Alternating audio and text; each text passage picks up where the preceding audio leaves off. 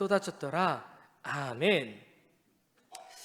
오늘의 말씀은 우리 성도님들도 너무나 잘 알고 있는 노아의 방주에 관한 이야기입니다. 그리고 이번 유치부 여름 성경학교의 주제와 말씀도 노아의 방주에 관한 이야기였습니다. 유치부 아이들에게 전한 내용은 이거였습니다. 하나님의 말씀에 청종하고 순종하자. 세상 속에서 우리가 하나님의 자녀로 살자. 이 말씀을 우리 성도님들에게는 좀 더 심화된 이야기를 해보려고 합니다. 사실 어떤 구절을 준비해 볼까 했었는데 이 말씀이 가장 핵심적인 내용인 것 같아요. 그러나 오늘의 말씀은 이 말씀을 다루는 게 아니라 준비하는 여정 속에서 마치는 그 순간까지의 내용을 통하여서 함께 말씀을 전해보려고 합니다. 오늘의 말씀의 제목이 뭐예요? 150일의 여정입니다. 부제가 뭡니까? 배는 없는 거예요. 노아의 여정을 통하여서 의인 되기 위한 삶, 이것을 세 가지로 제가 요약을 해보려고 합니다. 하나님께서 창세기 1장 28절 말씀을 통하여서 우리에게 축복을 허락하여 주셨습니다. 그것이 뭐였어요? 생육하고 번성하라, 땅에 충만하라, 땅을 정복하라. 이것이 하나님께서 우리에게 명령하셨던 것이었습니다. 우리말 성경을 통하여서 조금 더 알기 쉽게 말해주고 있는데, 자식을 많이 낳고 번성해서 땅에 가득해라, 땅을 다스려라 라고 말하고 있습니다. 인구 증가는 하나님께서 우리에게 주신 축복의 결과다라는 거예요. 그런데 하나님의 축복이 어떻게 변합니까? 저주로 변하게 됩니다. 사람들이 타락하기 시작해요. 사람들이 넘쳐날수록 죄가 많아지고 그만큼 죄인들 역시 늘어나게 됩니다. 그래서 우리가 읽은 말씀 전장을 보면 6장 5절 6절 말씀에 세상이 죄악이 가득 차서 하나님께서 사람을 지으신 것을 한탄하셨다라고 말하고 있어요. 우리말 성경으로는 한탄이라고 번역되어 있지만 이것을 원어로 보면은 후회한다 라고 말하고 있습니다. 하나님께서 인간을 창조하신 것에 대해 후회하신대요. 왜요? 그들의 죄악 때문에. 그러면 악인이 있다면 그와 반대로 의인도 있겠죠. 그 의인이 누구였습니까?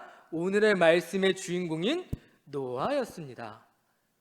노아는 우리 성도님들도 너무나 잘 아시겠지만 성경에서 말하길 당대 의인이었고 또 하나님과 동행하던 자다라고 설명하고 있습니다.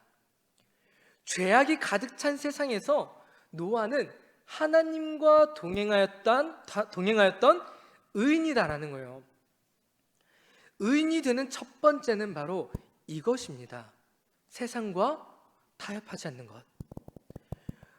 우리는 살면서 세상과 타협할 일들이 얼마나 많이 있습니까? 세상의 모든 사람들이 하나님은 없다라고 외칠 때 하나님은 살아계십니다 라고 당당하게 외칠 수 있겠습니까? 성경에서 죄라고 말하고 있는데 당당하게 죄라고 말하지 못하고 여긴 교회가 아니니까 이 정도는 괜찮겠지라고 스스로 위로하며 죄를 짓는 경우는 또 얼마나 많이 있습니까? 남들도 하는데 쟤도 교회 다니면서 죄 짓는데 내가 해도 나 정도는 나쯤은 괜찮겠지, 이런 경우가 얼마나 많이 있습니까? 그런데 참된 그리스도인이라면 남들이 다 똑같이 죄를 지을 때 죄 짓지 않는 것, 타협하지 않는 것, 이것이 의인이고 참된 그리스도인이라는 거예요. 이것을 노아가 해냈다라는 것이죠. 그런데 이것이 노아의 혼자만의 노력이었느냐? 8절 말씀에 하나님께 은혜를 입었더라라고 말하고 있어요. 노아가 의인이 될 수 있는 까닭은 하나님의 말씀에 준행하는 노력이 있었기 때문에 하나님의 은혜가 노아에게 임하였다라는 거예요.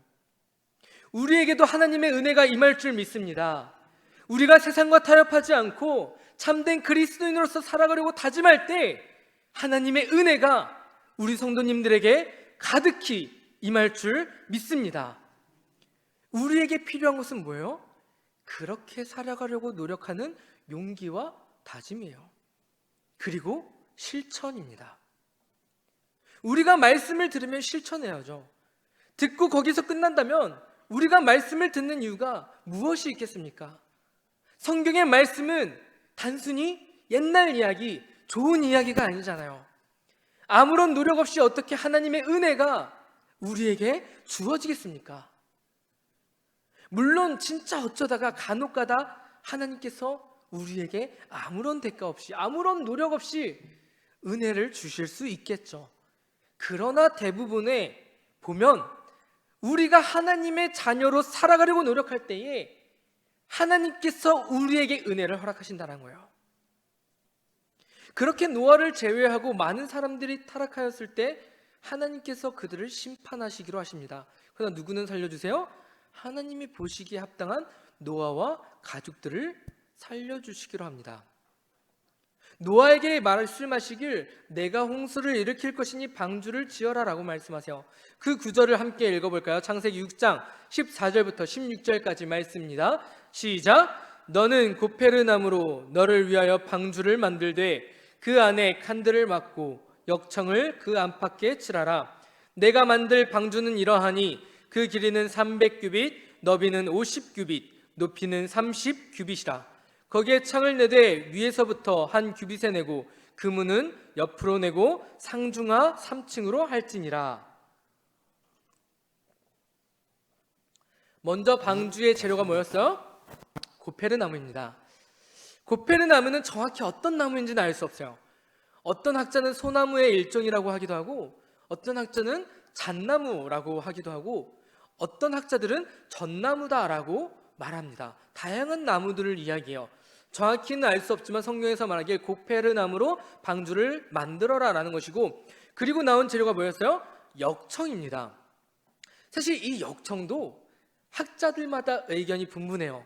어떤 학자는 송진이라고 보기도 하고 어떤 학자는 아스팔트다라고 보기도 합니다. 그러나 우리가 여기서 중요하게 볼 것은 역청의 역할이라는 거예요. 역청의 역할은 배의 부식을 막고 방수를 위한 목적을 가지고 있어요.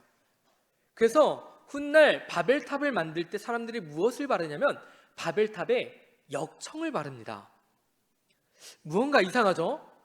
바벨탑의 목적이 뭐예요? 높이 높이 올라가기 위해, 하늘에 닿기 위해 탑을 쌓은 것인데 전혀 상관없는 재료인 역청을 바른대요. 그 이유가 무엇이냐? 하나님께서 물로 심판하지 않겠다라고 무지개를 통하여서 약속하셨지만 그들은 그 약속을 믿지 못하였다라는 거예요. 그래서 하나님께서 그들을 다시 물로 심판하실까 봐 바벨탑에 역청을 바른 것입니다. 방주에 바른 역청도 마찬가지예요. 하나님께서 역청을 안팎으로 바르라라는 것은 결국 무엇이냐? 하나님께서 이 심판이 오랫동안 지속될 것을 암시하고 있습니다. 그러나 노아는 어때요? 그 시간이 얼마나 지속될지 모른 채 묵묵히 하나님의 말씀에 따라 순종했다라는 거예요.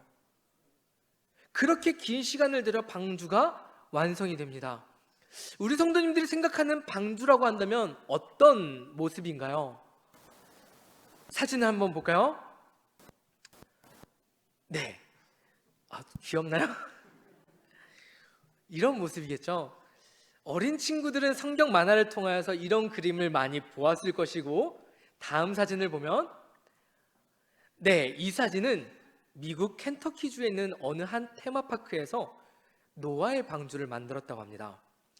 성경에 입각하여서 안과 밖을 그대로 재현했다고 해요. 크기도 동일하다고 합니다. 그래서 저 방주 안에는 그 당시 살았을 그 동물들을 실제 크기로 재현해서 사람들이 관람할 수 있게 만들었고, 밖에는 동물원을 개장하여서 살아있는 동물들을 관람할 수 있게 만들었다고 해요. 자, 그러면 그 다음 사진. 자, 앞에 두 사진과 비교해서 이 사진을 한번 볼까요? 이 배는 과거 조선시대 때 전쟁에 사용했던 판옥선이라고 합니다. 물론 앞에 배와 시대와 또 쓰이는 용기는 다르지만, 자, 다음 사진. 두 사진을 비교해 봤을 때 혹시 두 배의 차이점이 무엇인지 아십니까? 사진을 보면 방주에 없는 게 있어요. 먼저 배를 보면 딱 보이는 게 있죠. 뭐요? 돛이 없습니다. 돛이 무슨 역할을 해요? 배가 앞으로 나아가게 하는 역할을 해요. 바람을 타고 앞으로 나아가게 하는 것이 바로 돛의 역할입니다. 그러나 방주에 보면은 돛이 없어요. 또 뭐가 없습니까? 노와 키가 없어요. 노를 저어서 방향을 전향할 수도 있고요. 키를 내려서 내가 멈추고 싶은 곳에 멈출 수도 있어요. 그러나 노아의 방주에는 돛도 노도 키도 없다라는 거예요. 이것이 무엇을 의미합니까? 의인이 되는 두 번째, 바로 내 뜻대로 되지 않겠다라는 거예요. 또 다른 말로 하자면 하나님의 말씀에 따라 순종하겠다라는 것입니다. 노아에게 말도 안 되는 그 방주를 짓게 만든 것도 모자라서 가장 필요한 것, 배에 있어서 가장 필요한 것을 하나님께서는 만들으라고 하지 않으셨어요. 그리고 노아는 그 말씀에 따라 순종하였습니다. 그것은 앞으로 가는 것도 주님의 뜻, 어떤 방향으로 가는 것도 주님의 뜻, 멈추는 것도 오직 주님의 뜻이라는 거예요. 그러면 이 방주는 누구의 소유예요? 하나님의 소유다라는 거예요. 하나님께 이 방주를 온전히 맡기겠다라는 거예요. 그래서 우리가 불렀던 새로운 찬양의 가사가 뭐였어요? 주 따라 왼쪽으로, 우리도 왼쪽으로. 주가 오른쪽으로, 우리도 오른쪽으로. 주님이 가신 그 길 따라서 방주는 따라갈 뿐이에요. 주님께서 제시한 그 방향을 따라서 그 방주도 하나님께서 정해주신 그 방향을 따라갈 뿐이에요. 또 다른 예를 들자면 요게벳이 모세를 태우기 위해 갈대 상자를 만든 것도 방주입니다.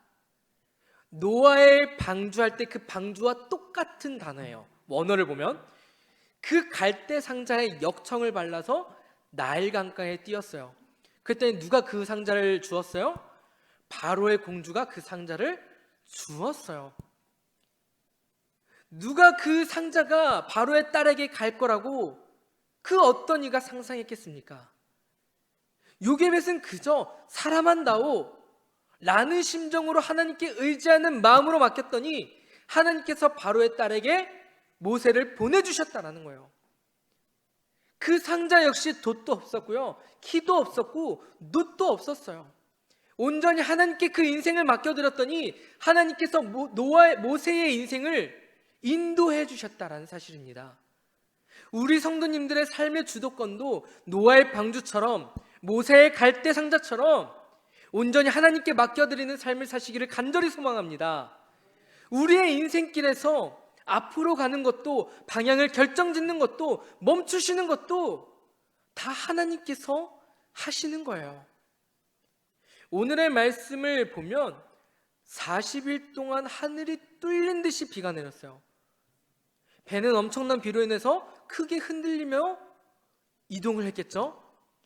그렇게 항해가 시작되었는데 어디로 갈지 모르는, 밖에 해가 떴는지 달이 떴는지 물이 얼마나 잠겼는지 시간이 얼마나 흘렀는지 어떤 상황인지도 모르는 그 상황에서 150일을 항해하기 시작합니다.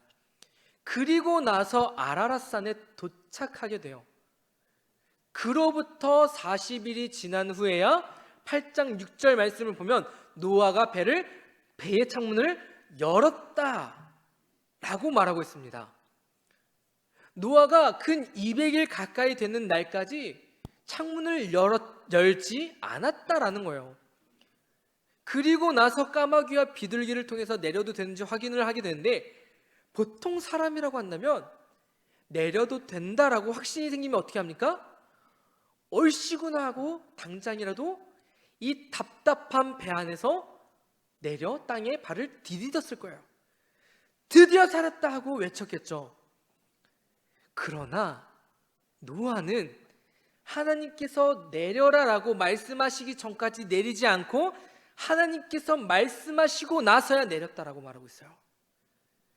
이것이 노아가 구원받은 방식이고 노아의 인생이, 삶이 풀린 까닭입니다.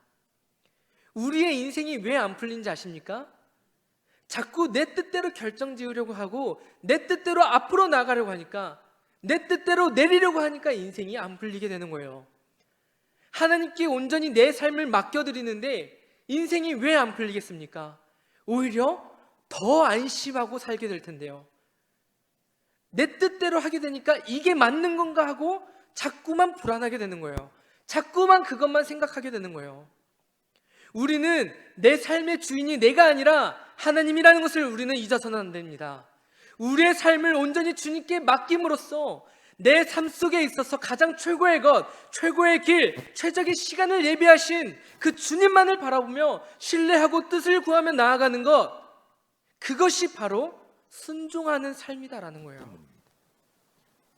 그리고 마지막 세 번째는, 순종의 끝은 하나님께 기쁨이 되었다라는 거예요. 노아는 그 긴 여정 속에서도 하나님께 불평하지 않았어요. 하나님의 시간의 때에 하나님의 뜻만을 기다렸습니다. 그리고 그때가 다다랐을 때에 내리자마자 보통의 사람이라면 불평했을 거예요. 왜 고생하게 하냐며, 왜 나를 힘들게 하냐고. 그러나 노아는 가장 먼저 한 것이 하나님께 예배 드렸다는 거예요. 번제를 드렸어요. 번제가 뭐예요? 하나님께 기쁘게 하는, 하나님을 기쁘게 하는 제사가 바로 번제이고 번제의 의미입니다. 그 번제를 받으시고 하나님께서 흡족해 하셨어요. 그리고 나서 다시는 사람 때문에 저주하지 않겠다라고 말씀하십니다. 우리의 삶의 여정이 하나님의 기쁨이 되길 소망합니다. 우리의 삶의 여정이 하나님께 예배드리는 삶을 사시길 소망합니다. 이것이 바로 의인되는 삶의 모습이라는 거예요.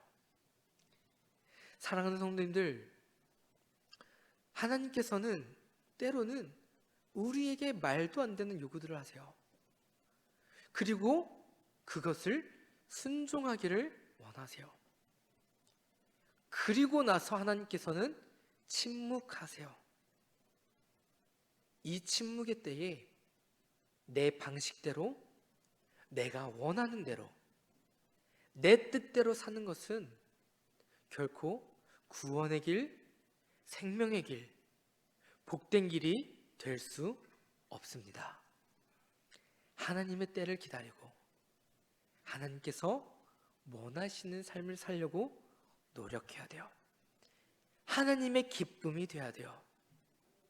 그랬을 때 하나님께서 노아를 구원해 주신 것처럼, 하나님께서 노아와 동행해 주신 것처럼 우리의 삶이 평탄한 대로 복된 삶, 의인된 삶을 살게 될 것입니다.